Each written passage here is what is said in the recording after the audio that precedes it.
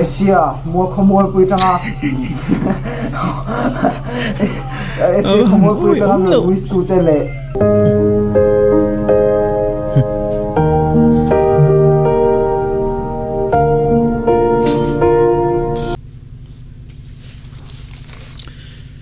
clear tu te chubai le vek ule zo fa te na zoram rimoi khovela rau pui berakan ngai rau pui berakan hriat o rau pui lor laka kan pom chu wanal sai lo hi ani ome ei tuna hian jail ro sa ganen khai khin an ni mau maya o social media in hial na tam khop mai then kha chon ala ma de lo mon te then kha chon ma lo ve jail ro sa nga boru ki alian nutuk anti ve thung boka tun tuma hianin chumi chung chang te chu soin kan ngai dan te kan soyanga milo thlir tu te pon kan ngai dan comment section ate boron soi ve ta ula kan ngai dan dik tak tongkom moi tak chiar nom deuh tak ten ni theisela ti chuanin ngai dan te kan soi ma in social media a abik takin Facebook vela mi then khat thu post hi en kual thuak ila kan da chawanga pakhat hi ei sailo hi kan chiarnge sailo hi zoram mai ni lo zofa zong a lar berle zai thiam ti tu nga bera kan ngai thina kumsom ni chung top artist ani theya ama la pho tam taka salara million view po anga na meu mai awat po tam taka dong to ma se jail ro sangan tomiel po cho hla phua suilunga dum nge ti hla pakhat lek mangin sailova akhum ta der mai atia sailova akhum ta der mai atiani apostoi kan tilang lo moenga he posa point in hian na tam khop mai ti lan te po chak oma ka chiar thuk thoka kai phei chuan oma ro chu tongkam nal vak lo hi lo zepin om le thina kanen ti mol phawang ti ka lawa tilang lo moila comment section lam chu in hian na turu khop mai hemia po hian tomiel po cho la suilung dum nge ti hla pakhat lek mangin sai lawa khum haran tia enge kan ngai dan le adang hi en le chinila pakhat hi nia kan siarnge jail ro sang nen an lar zong lo te khin ho reng le ro sang alar zok lo ti ho reng hi chu mani lo ka khovel eng lo ve le sang ni pangan nulam vela piang ho bak an ni lo to pange mizo a hian mi pa po me chia po zoram le zoram po na mizo reng te hriat lo hat khopa mi boruak nei tur vanal sai lo bak hi an mai to lawang ti hi ke ni 1980s ti vela piang ho chuan lukaziak luka chiang khai lukaziak ka chian ka ring lo he nu he pa hian lukaziak luka chiang ani ti kan sebok mi special takle pathian ruat bik ni angai sai lo ang phak tur le atluk tur chuan chu ani top mai ni an ron ti ve boka he po hi in nial na atam khop mai comment section kan chiar lo ang ka ti kha tongkam na lo tak ron mang hin vele thina pakhatien le sinang jail ro sang fence ten vanal sailo aya lar jok angin soima se sailo kher ka chu tun anga social media achak lo chung poin alatluk phalauti hi chu hei hian ati chiang viau ti noi thalaka da hi ni don hi hei hian ati chiang ati chu hi police in an veng thop mai ni hemini hi chapchar kut nin ka ria nge ya vanal sailo le joseph zaim hing thanga te nulama chuan lalruat moi te dai chuan lalruat moi kha lar na tak ani le mai aran ti boka heta point in na tam thawani chuan hemi ve thung hi mizo freelancer tinia hei chu ngai dan mi pui ngai dan ron zot ni berin alanga jail ro sang hian vanal sailo borok angkha atem ve mek in kan hriange ala phalo deu kan ti aran ti boka ta po hianin ngai dan a phir khop mai chu tiang vel chu ni tijon pakhat en leila hei hi ni a mizo corner page chuan in pola ron siam hil ta vote sang ni len za sari vel ken lai chon atla a tun la ya soizom anina saboka ahun lai thirin tunge lar jok antiat ki vanal sailo chon za zela somruk pani amua jero sang hian za zela som thum le pariat amu ve boka chu tiang chuan vanal sailo a in jail ro sang hi alar jok ti hi za zela mi som thum pariat lion ve ania chu wang chon vote sang ni le za saria 30 or 40 trap percent chu sang khat mi sang khat thuakin mi sang khat thling lo dawin jail ro sang hi vanal sai lawai na lar jok ti ngai dan an nei der to ni tuna hian chu tiang chu kan bo ro ka ni ya chu wang chuanin I zoram a zai thiam kan nei te a ordara tungen zai thiam ber ti chu soi har khopang maro chu ain rem dana hi tian thiamang to in kan soyanga ani nom lo tura ngai la ka ngai dan kan soyanga I jail ro sang le vanal sai lo khai khin an ni hi ke chon ala ma ka tia ti chonin kan siat thei chin han thlir le wangwang ila la lian moi pacho te zir sang zela namte te kan she phalo urol uzok te na an soi an chanchin an soi te khang ha kan siat khani moya kan she phalowa an lar kan she phalowa ke man ke experience ka siat the nu ber chu rei ber chu ti teang h lal thaki makhani a ani kha lar ema voini thleng po hian a omna te akal na te choya som tu hi ala nei rengan te ni h lal thaki makha alar wang lai kan reve pha kani kan no pan lai ani a alar khop maya azai ero kangai thlaman lutuk lova life in tv azai te tu nu kan en let le te ni lo chan a hun lai khan mi pui ma azai mo kha voi khat ma ka mulova ma se kan omna te na zira niange kan tlat na mun te na zira niange ala kan ngai thachuk loka thapui nang nen ti phe ka chu zoram hun sang hian an play ni len thak na in hi tam khop mai hl thaki ma kha turu takani tiang chuanin anu loka pida duite pirepekai te tingkhan sai thiam sang an lo chuaka an lar dan kha abi kom to lo khanin ngani ain tluk tlang chho vewa tison hun local zela sang ni le pathum chho tangin vanal sai lawaron langtani vanal sai lawaron lar dan te alar chu dan te alar lai te hi chiang tu ni ve ga in nga ya turu takani vanal sai lo hi pui takani ringot mai ni vanal sai lo chungcha ai jon soi tur hi atam ma a hairstyle ringot po sei tham fe ni ahun lai khan ka ngai to thina mizo mi pa zong deu tho tlangwal zong deu tho hian vanal sai lo hairstyle kan copy emoni le ti thei ni in ka ria chutiang khop chona influence a alien mani sikula vanal sai lo hairstyle copy wanga shem tok inom ve to karing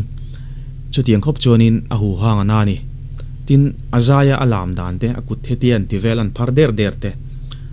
khang te po kha hun rei takha zai thiam then khat ponan copy katingam kai chuan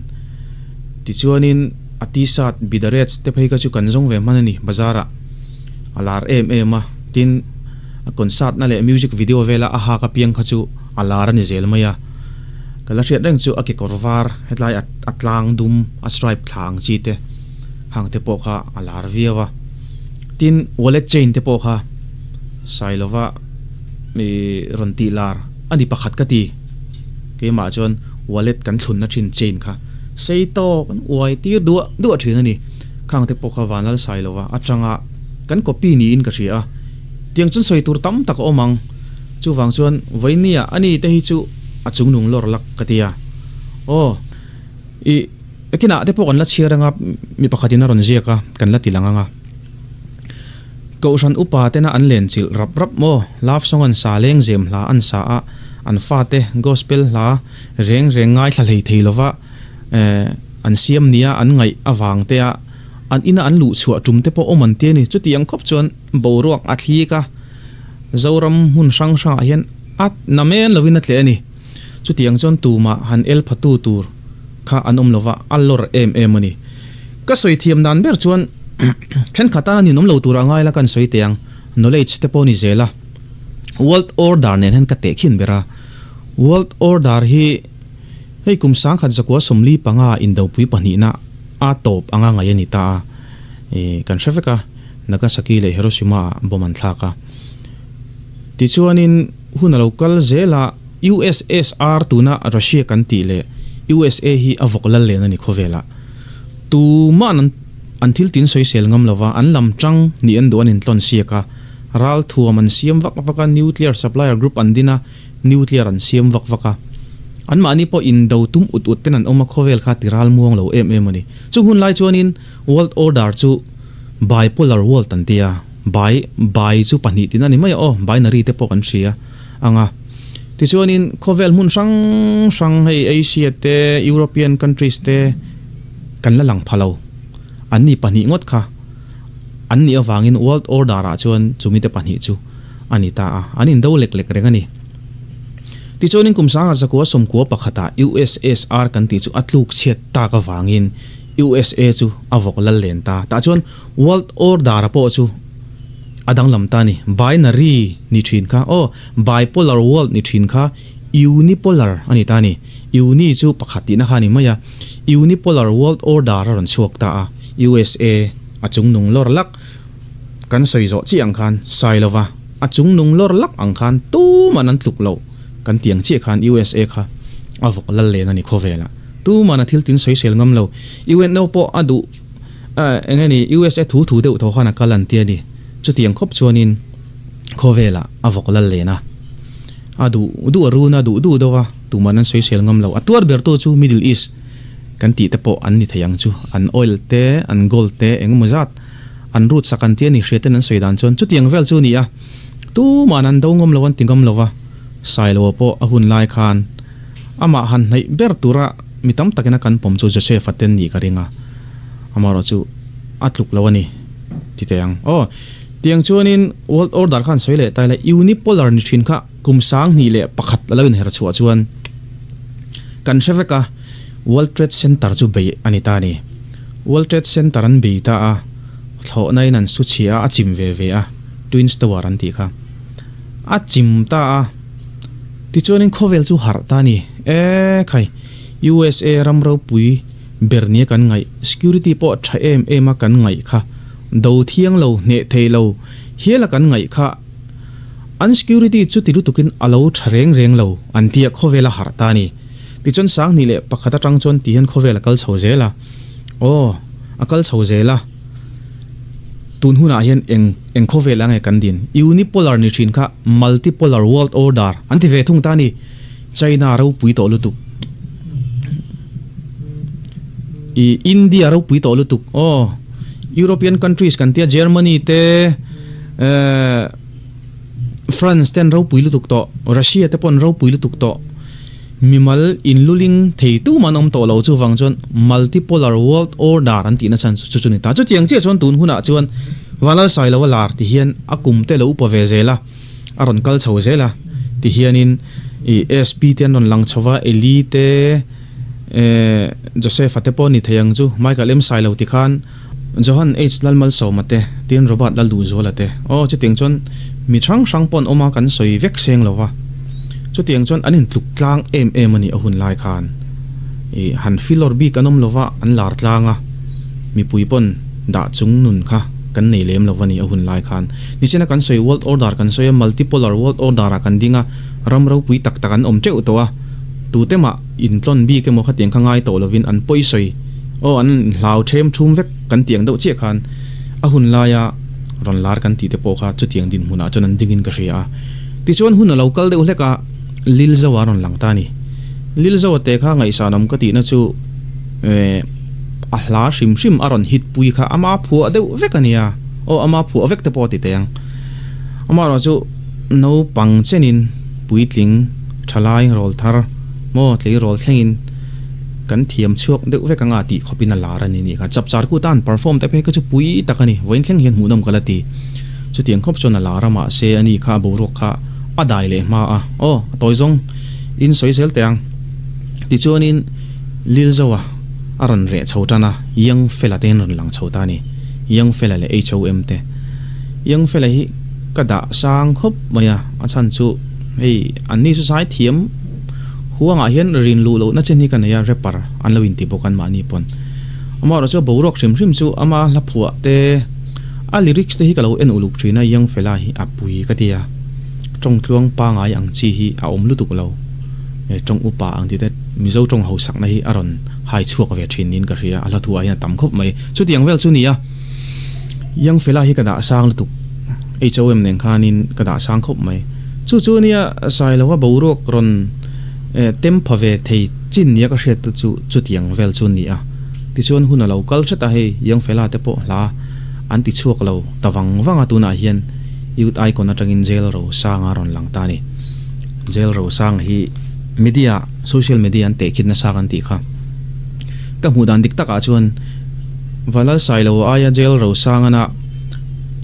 advantage ani nia ka hriat chu publicity ya awan nei ka tia valal sai lo hunline mobile phone alo om lova kan hriat thei chin chu e dunar san te cable tv demand channel te khani mai ta chanchin bu te audio cassette te khani maya tuna chuanin ei computer ei chak an cheng to kan tia phone mangten du kan me chok thei to a YouTube alo oma WhatsApp alo oma Instagram mo Twitter te khan sang omang chu tiang te kan ni to wang chon publicity ya jail ro sang hi awan nei thlo tani maro chu atira ka soyang khan wanal sai lawa akhum to hanti tur chon ala ma deu ka te kong chu chance tu anei ka tia chance anei dan chu amaro chu ka soi to ka video pakata han tomil pacho la ringot nen hi chuan in kumni khat te chu a hit pui thei mai thei ma se aman la siam ve ngai a phu ve ngai ka te ni la hit tak mai no panga tanga nula nu thloi tlei rol thar thlenga kan lung koi thei khop hla hi pani khat hi nei ve ngai ani lo chuan a rei lawang ti a lo ma ang po ni sela kan ngai dan kha dik ber lova kan ngai dan te comment section a lo soi ve te u ka ti kha ti chuan in heta hianin pakhat kan share le lok anga vanal sai lawa mu dan chung chang ran soya china ka soi thok ang khani ya kan share nge o ko shan min an do dala an ina an lu chil rap huna chau sai lawa te khin chau ra u an ran tia share cha kom kan shirang tun lai kan leng zem zai thiam lar te chu a me pa in ko shan mi tharau mi te pon an du sakin an fak liam thei vek leng zem le gospel po sakop se kan amen thei vek sai lo kha chu fakte larwang line gospel thi puit le lai takin mizoram dung le wang rampona mizo na thlak zinga po gospel boruak ti dai tok khopin leng zem thi pui aron tle lu tir hum mai ko shan mi tharau mi tam tak an ruma then khat phei chuan gospel larwang lai taka leng zem hlamanga aron lu lan mak thei kha setanan atran pui ani ti te an ring lel hial tunlaya chuan illuminati kan tiang kha ani te kha ani ring te kha an om thei ania atia hi adik katia ka soyang khan sai lawa larwang lai kan thapa kati kha aboro ka puilu tu gospel nge leng zem ti la manga in nela te pokha atam khop mai chanchin bu te in chang zak thina ni aizola achena hial piang thara pathian la chau asak theina na tharau mi ama tlo abiak tuman omreng chutiang khop chu ni sailawa leng zem saklai thlipui chu apian thar tir thleng khan then khat chuan an gospel hlapua an saktir phallo achan chu duwa sailawan asak vel kha an phallo ni ber tunlaya te chuan kan leng zem artist leng zem le gospel an sak pola kan amen ve thei sailawa kha chuan fakte larwang line gospel thlipui tle laya gospel boruak dai dok khopin leng zem leng long thlipui atle tir the ni setana tirkau setana tran puina dong anga hial ngai te po an omani te ne chuti ang kop chon sai lo kha alo turu ni chu hong chon heng jong kan thlir hian sai lowa ne na han te khina tan chon ala ma de lo mo ti hi ke kapom dana ni a chuti rol chon zero sa kan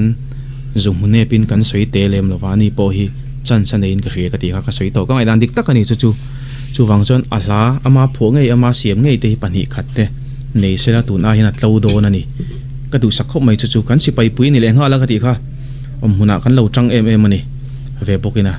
ti chuanin vanal sai lo nge jail ro sanga ti chung chang chu du tok taila atira karon da thok ang khan atop kharnan jail ro sanga kum som pariat atlina a uten an surprise na cake mangan surprise na video toite en haulo kila kan rek hau don nia toite tak ani ta thu ta saprama US na kathin te oi lo US hai lama khuda kathin te nam poka chimi chi mi lo uisa ka lo ma chuan ka number nei lo chung ngai pui mo thei to hau ai chira ma meron nuis tu te ile meron lom pui mo tu che chunga khan lom thu soi tak me woni chuan ti hian soi la huam zau so karinga tu ta Asia mua khomoi pui tanga Asia khomoi pui tanga Luis tu te le Eta Europe komo pui tanga ron istu tele. Eta sampui tang tu nam tanga ron istu. Ini na ham lom tu ko so tak me me wa chon. I me ron istu te ka bai bai thi ha me rem bok chi. Thế thế me ron istu te ka lom ron bai bai tak chu ni. Jeremia di mo sa na. Jordan mi.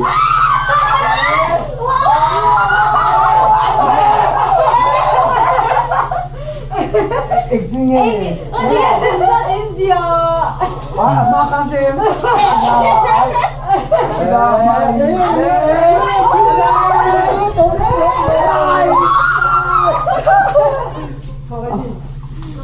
Ayo, man. Anu pe ka man. No, are sa kumsong pariat atlin. Ang birthday ni oh hi. Aman ang perfecto timi. Nice. Ay, boy lang tuloy mo nila ng phone. Ganda na niyo. Ang oras dito niyo. Ari sa kaangin din na aliya tong nei lu to mai Covid hun lai khani mo hi dai jo. ADS ang hotel to. No. Kilai korwar ha kenin PUBG khel. Kap na samai ki.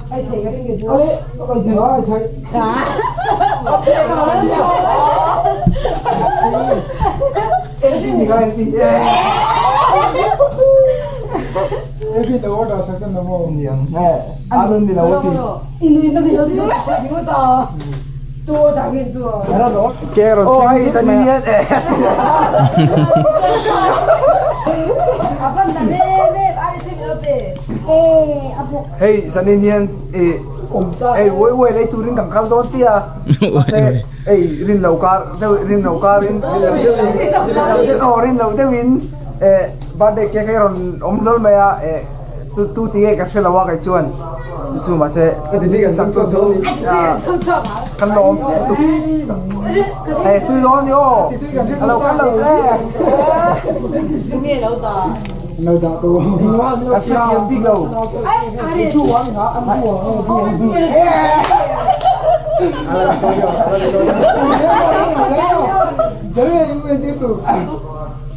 Oh, hey. Này đồ đó. Mà có lốm đầu cái gì? Ăn sang chu. Ai ăn rung chu là lốm mà sẽ ăn lốm đầu thế. Ăn sang chu. Má đã phong cái sợi đó các cùng ra thì đã khăn lâu rồi. Ăn rồi đã ra đây chỉ còn lốm đầu đấy. Mà sẽ boxing. Ăn đây chu là cái khóc mày. Nice boxing. Cái đang hò cái. anh nào đâu không Bắt chó đâu mấy anh. Anh rồi tia. Hey, ai arong hi ang ti fu ko ti chu na ka ti tap pa mo. Ko boxing lên da sẽ vào.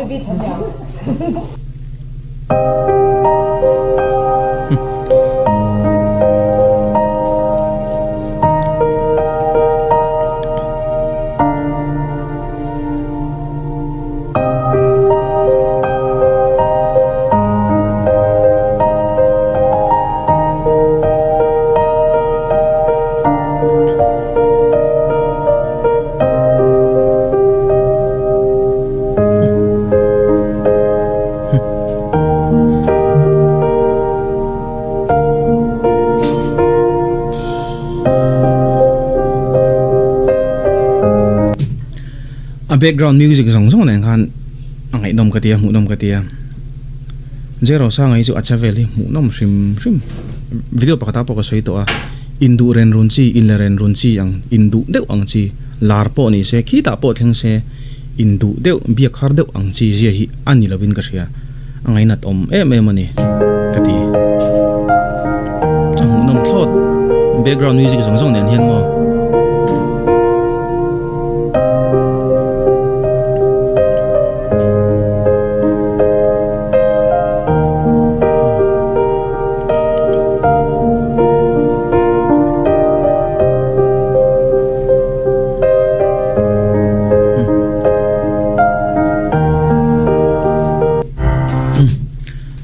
apa hi alangai me ulova sun tong e ka shelawa